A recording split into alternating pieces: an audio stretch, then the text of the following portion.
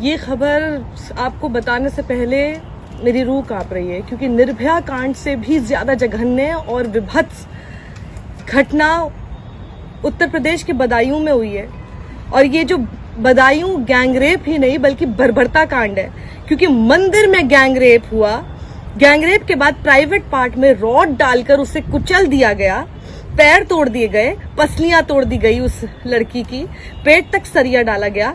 उसके बाद गाड़ी में लादकर दरिंदे महिला के घर के बाहर फेंककर भाग गए। और पुजारी सत्यनारायण दास और उसके साथियों ने महिला से गैंगरेप किया। देखिए, नाम भी पता है, पुजारी ने किया मंदिर के अंदर। उसके प्राइवेट पार्ट में सरिया डालकर आंतें तक फाड़ डाली। अब आप सोचिए, ये पूरी सारी डिटेल आपको बताना जरूरी भी है, लेकिन कितना मुश्किल हो रहा है। आप सोचिए, निर्भया के साथ जो हुआ था उसको आज तक हम भुला नहीं पाए हैं, और उसी तरह की घटनाएं अभी भी हो रही हैं। और उत्तर प्रदेश में बदायूं में होती है, और कहां होती है? एक मंदिर के अंदर होती है। पुजारी खुद करता है।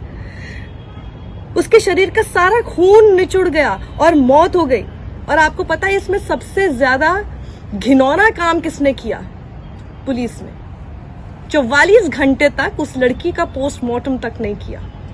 44 घंटे सबसे घिनौना काम बदायूं पुलिस ने किया। ये मारकर दरवाजे पे डाल दिया। अब कुछ नहीं कुछ तो होएगी। अभी तो करीब 3 लोग मिल के थे। पुलिस को सूचना दी गई है। पुलिस आई मौके पर? अब पुलिस मौके पे अभी आई है। तो सुबह से जब से तो आई नहीं थी, पुलिस के पास ही गई। पूरे मामले में पुलिस की लापरवाही रही।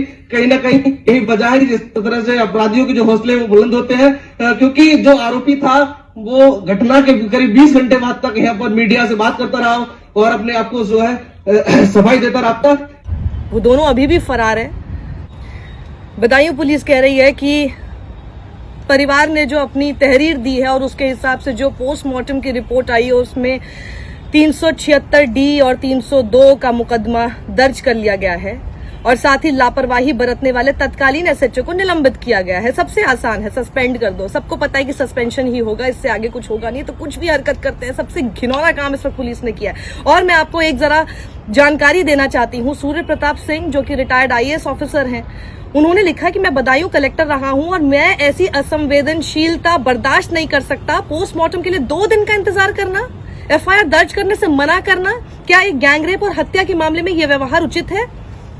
और उन्होंने ये भी कहा कि वो अभी बदायूं तक जा रहे हैं। और साथ ही एक खबर उन्होंने जो शेयर की है उसको तो पढ़ने के बाद, उसको समझने के बाद तो और ज्यादा आपके रोंगटे खड़े हो जाएंगे। ये देखिए, 44 घंटे बाद पोस्टमार्टम हुआ और महिला के परिजनों ने उसके साथ सामूहिक दुष्कर्म के बाद हत्या का आरोप लगाया।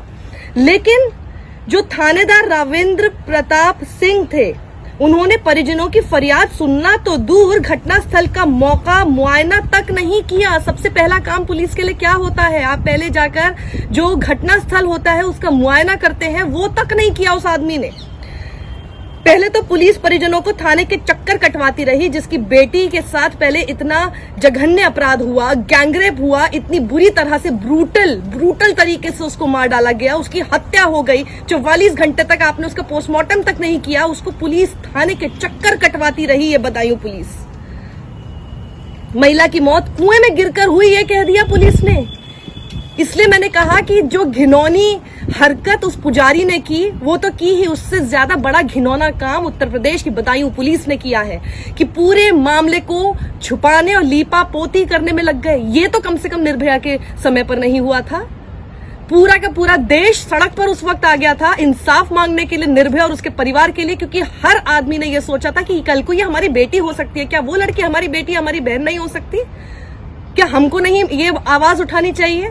पुलिस इस तरह की हरकत कैसे कर सकती है? और उसके बाद फिर उसमें लीपापोती करी सिर्फ इसलिए कि ये सब कुछ एक ऐसे राज्य के मंदिर में हुआ जो राज्य इस बात का दंभ भरता है कि हिंदू बहुत सुरक्षित है और हिंदू कुछ भी कर सकता है, और मंदिर के अंदर होता है और पुजारी खुद करता है और इतना जघन्य अपराध करता है, और उसके ऊपर फिर लीपापोती करने के लिए उसी राज्य की पुलिस पूरी तरह से लग जाती है।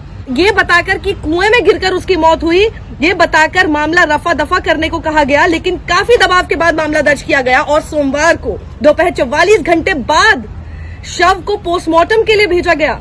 महिला डॉक्टर समेत 3 डॉक्टरों के पैनल ने उसके बाद पोस्टमार्टम किया, जिसके बाद फिर 376D और 302 का मामला दर्ज किया गया। अब आप सोचिए कि पोस्टमार्टम एक तो पहले इतना लेट हुआ, और देर करने की कोशिश थी। ये तो इतना दबाव बना, इस वजह से करना पड़ा, वरना तो पूरी कोशिश थी कि इसके अंदर रेप का मामला ही ना आए। आप सोच रहे हैं 2021 में जहां एक रिलीजियस प्लेस पर सो कॉल्ड प्रीस्ट वो एक लड़की के साथ इतना जघन्य अपराध करते हैं, इतनी ब्रूटैलिटी के साथ, और उससे ज्यादा घिनौना ये है कि एक राज्य का पूरा पुलिस महकमा उसको बचाने में लगता है और उस पूरे मामले को रफा दफा करने की कोशिश करता है और उसमें गलत जानकारी देकर उस मामले को खत्म करने की कोशिश करता है। उत्तर प्रदेश से आई ये घटना बेहद चौंकाने वाली है, बेहद शर्मसार करने वाली है। हाथरस के बाद अभी हाथरस की सच्चाई खत्म भी नहीं हुई थी, अभी हाथरस की सच्चाई से हम उबरे भी नहीं थे, और हाथरस में किस तरह से लीपापोती की गई उसके बाद इलाहाबाद हाईकोर्ट ने कितना हड़काया पुलिस महकमे को ही और साथ में उत्तर प्रदेश की सरकार को। उसके बाद मुश्किल से 3 से 4 महीने के बाद हमें एक और ऐसी घटना देखने को मिलती है जो उससे और ज्यादा भयावह है। सोचिए प्राथमिकता क्या है? क्या प्राथमिकता हमारी या हमारे पूरे शासन की ये होनी चाहिए कि कैसे उन 2 कपल्स के ऊपर नजर रखी जाए जो शायद दूसरे धर्मों से हैं, वो क्या कर रहे हैं क्या नहीं कर रहे हैं, उनके खिलाफ FIR करते रहे किसी की भी इंफॉर्मेशन के आधार पर बिना उसकी जांच किए, या फिर इस तरह के क्राइम को उत्तर प्रदेश में होने से रोका जाए? नहीं, रोका नहीं जाएगा। जब क्राइम हो जाता है, लीपापोती करने में हमारा उत्तर प्रदेश का पुलिस महकमा और हमारी सरकार बहुत आगे है। लीपापोती बस किसी तरह से उस पूरी घटना पर कर दी जाए, इसमें बहुत आगे हैं ये लोग।